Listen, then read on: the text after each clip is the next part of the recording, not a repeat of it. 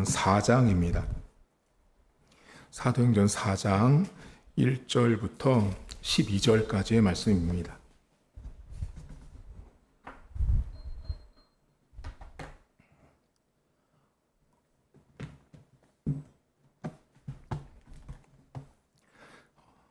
사도행전 4장 1절입니다. 사도들이 백성에게 말할 때 제사장들과 성전 맡은 자와 사두개인들이 이르러 예수 안에 죽은 자의 부활이 있다고 백성을 가르치고 전함을 싫어하여 그들을 잡음에 날이 이미 저물었으므로 이튿날까지 가두었으나 말씀을 들은 사람 중에 믿는 자가 많으니 남자의 수가 약 5천이나 되었더라.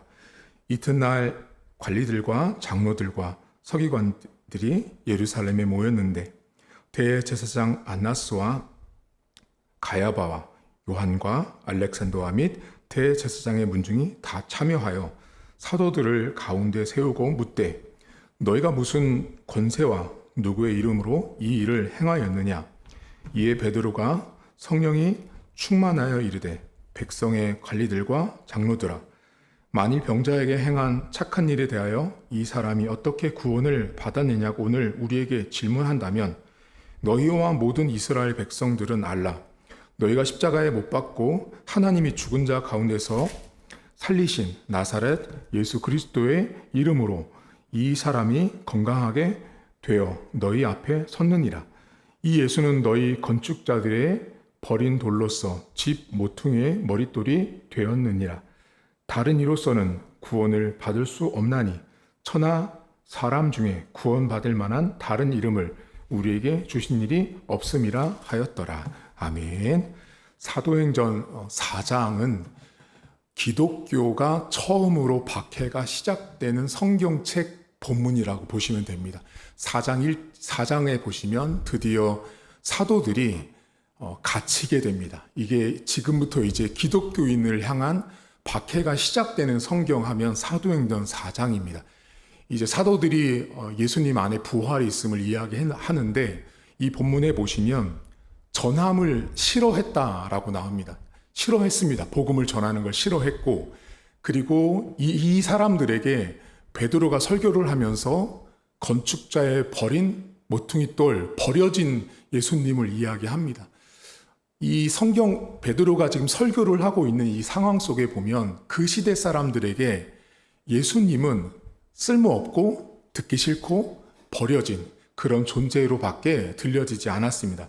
이 본문에 여러분 보시면 관리들, 장로들, 대제사장부터 해서 문중이 다 참여했다라고까지 나오거든요. 이 말은요, 예수님 전하는 사람들을 어떻게든 이 사람들을 없애고자 다 모인 거예요. 한마디로 기독교를 박해하기 위해서. 근데 이 사람들이 끊임없이 이야기를 하고 변론을 하고 이야기를 하는 과정에 베드로가 어떻게 하냐면 성령 충만하여 담대합니다.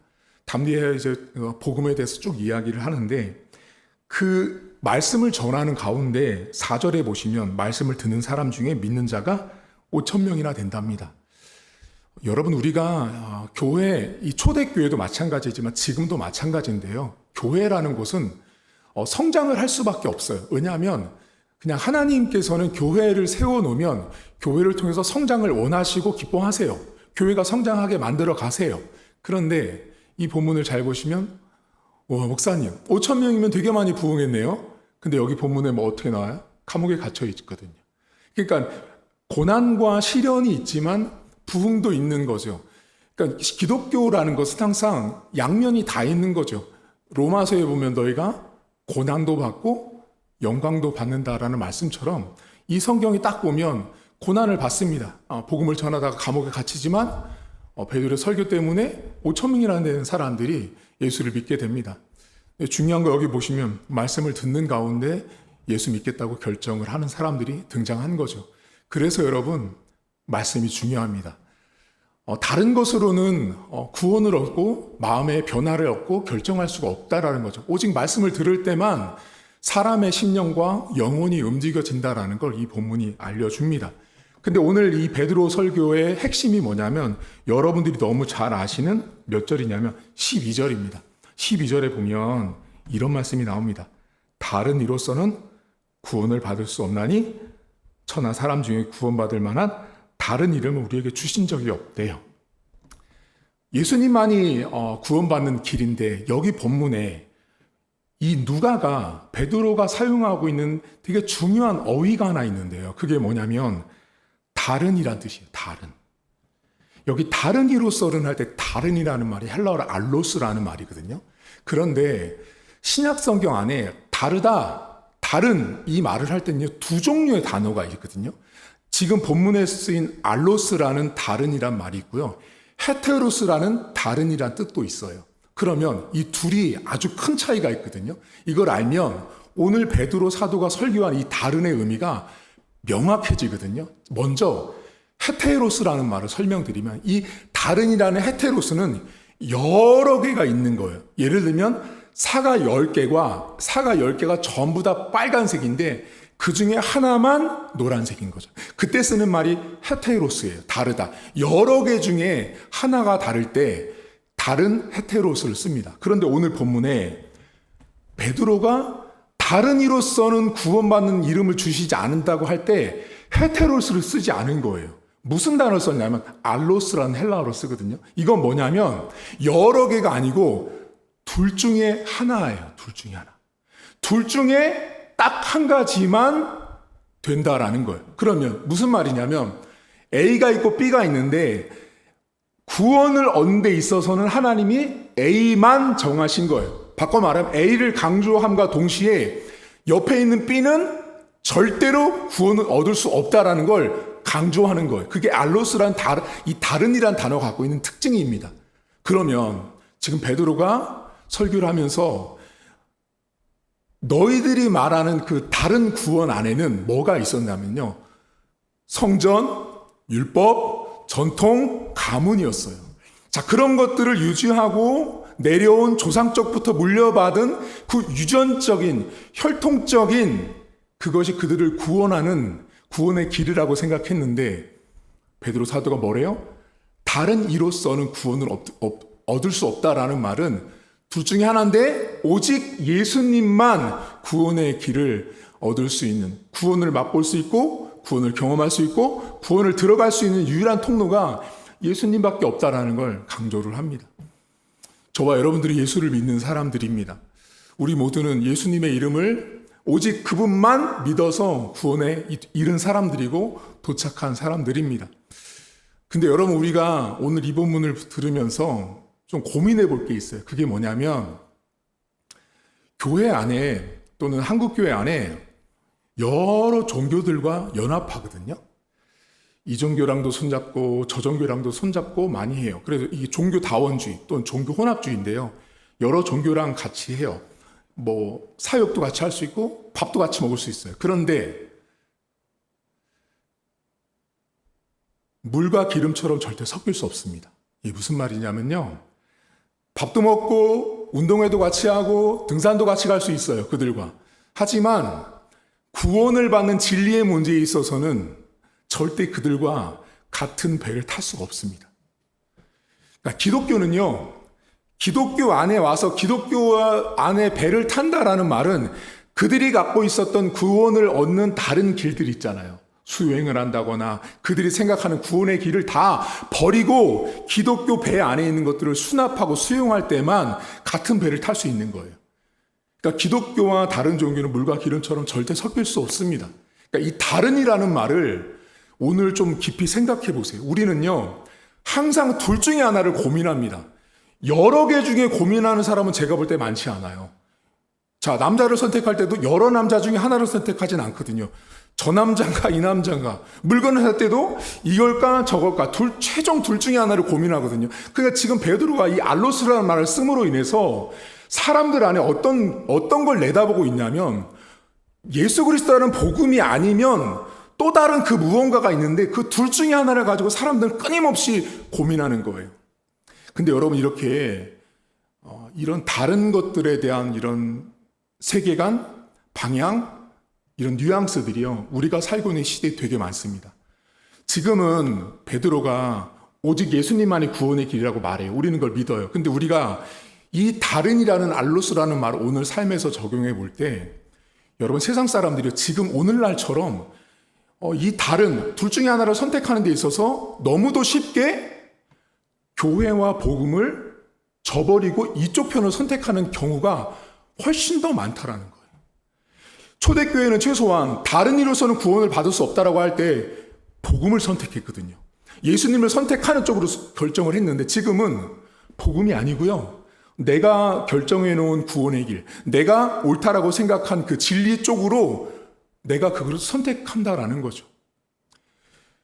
우리가 여러분 구원받는 길도 예수님 한 분으로지만 우리의 삶에 이 다른이라는 것이 너무 이렇게 교묘하게 스며들어서 너무 쉽게 둘 중에 하나를 선택하는 기로에 섰을 때 우리가 신앙과 교회와 믿음 생활을 저버리고 또 다른 쪽 뭐겠어요? 결국은 세상이죠. 결국 세상 쪽에 있는 진리와 원리와 원칙들을 손잡고 나갈 때가 훨씬 더 많다라는 거예요. 오늘 하루를 살아가시면서 여러분들, 우리는요, 저도 마찬가지고 여러분들 모두가 둘 중에 하나를 선택하지 여러 중에 하나를 고민하진 않습니다. 진리나 구원의 문제는 항상 둘 중에 하나를 고민하거든요. 이걸까 저걸까. 근데 오늘 하루도 복음을 선택하셔야 됩니다.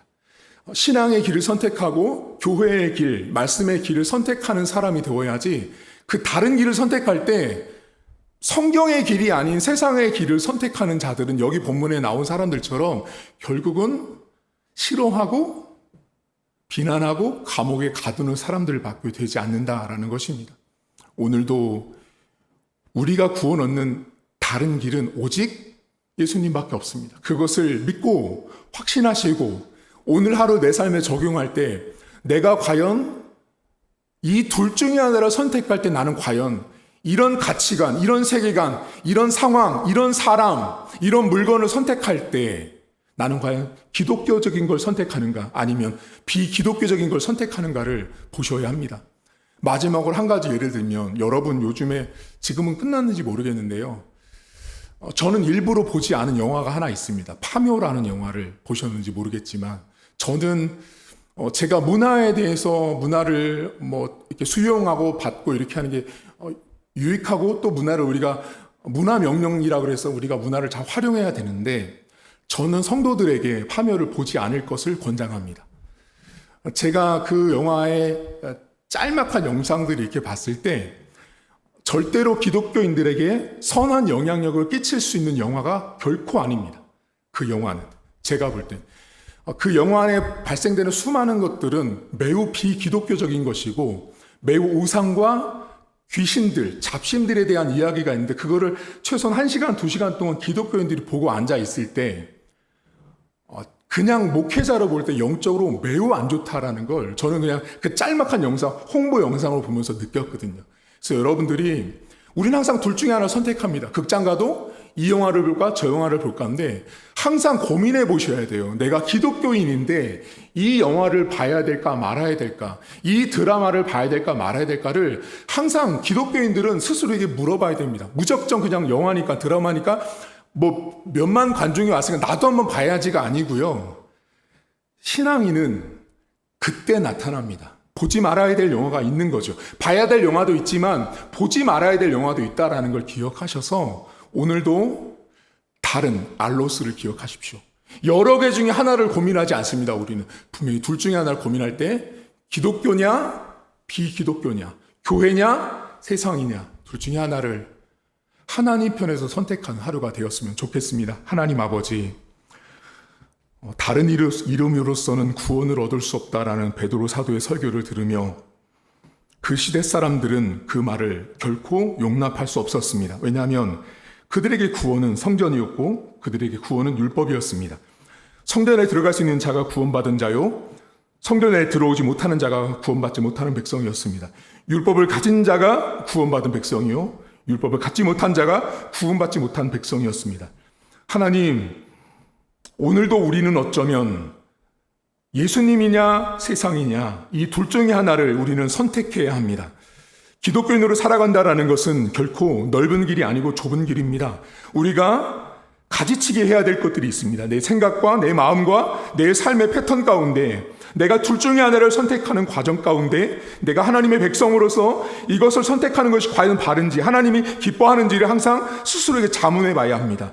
우리는 여러 개 중에 고민하지 않습니다. 항상 최종 둘 중에 하나를 고민하는 것이 인생입니다. 그 둘 중에 하나를 고민하고 결정할 때 구원의 길이 예수님에게 있다라는 그 하나의 길만을 선택할 수 있도록 도와주시고, 그것이 직장이든 가정이든 자녀와의 관계든 복음만이 내가 유일하게 선택해야 되는 알로스라는 사실을 잊지 않는 하루가 될 수 있도록 도우시길 원합니다. 하나님, 여러 개를 보면서 이거 할까 저거 할까가 아니라 오직 복음과 교회와 말씀만을 선택하는 성도들 될 수 있도록 하나님 도와주시길 원합니다. 하나님, 우리가 그 다른 이름으로서는 구원을 얻지 못하는 예수님에 대한 확신과 믿음과 경험과 체험이 없을 때 우리는 둘 중에 하나를 고민할 때 기독교가 아닌 비기독교를 선택하고 교회가 아닌 세상을 선택해서 살아가는 연약함을 갖고 있습니다. 하나님, 오늘도 우리에게 큰 믿음과 능력을 허락해 주셔서 다른 이름으로서는 구원을 얻을 수 없다라는 그 예수 그리스도의 복음을 붙들고 나갈 하루가 될 수 있도록 하나님 도와주옵소서. 오늘 세상에 참 많은 영화들과 문화들이 쏟아져 나올 때 기독교인들은 분별력을 가져야 합니다. 하나님, 봐야 될 거, 보지 말아야 될 거, 들어야 할 거, 듣지 말아야 할 거, 가야 할 곳과 가지 말아야 할 곳은 분명히 지금도 존재하는 것입니다. 레위기에 나왔던 부정한 거, 정한 것만이 그때만 있는 것이 아니라 그 정신과 그 하나님의 말씀이 갖고 있는 힘은 지금 이 시대를 살고 있는 우리에게도 동일하게 적용합니다. 하나님, 오늘도 우리의 발과 우리의 눈과 우리의 손이 정한 곳으로 갈 수 있도록 도와주시고, 그래서 하나님 편에 복음만을 선택하는 그 다른 길에서 기독교를 선택하고 예수 그리스도의 복음을 선택하는 하루가 될 수 있도록 은혜를 베풀어 주옵소서. 감사드리며 예수님의 이름으로 기도하옵나이다. 아멘. 하늘에 계신 우리 아버지, 아버지의 이름을 거룩하게 하시며 아버지의 나라가 오게 하시며 아버지의 뜻이 하늘에서와 같이 땅에서도 이루어지게 하소서.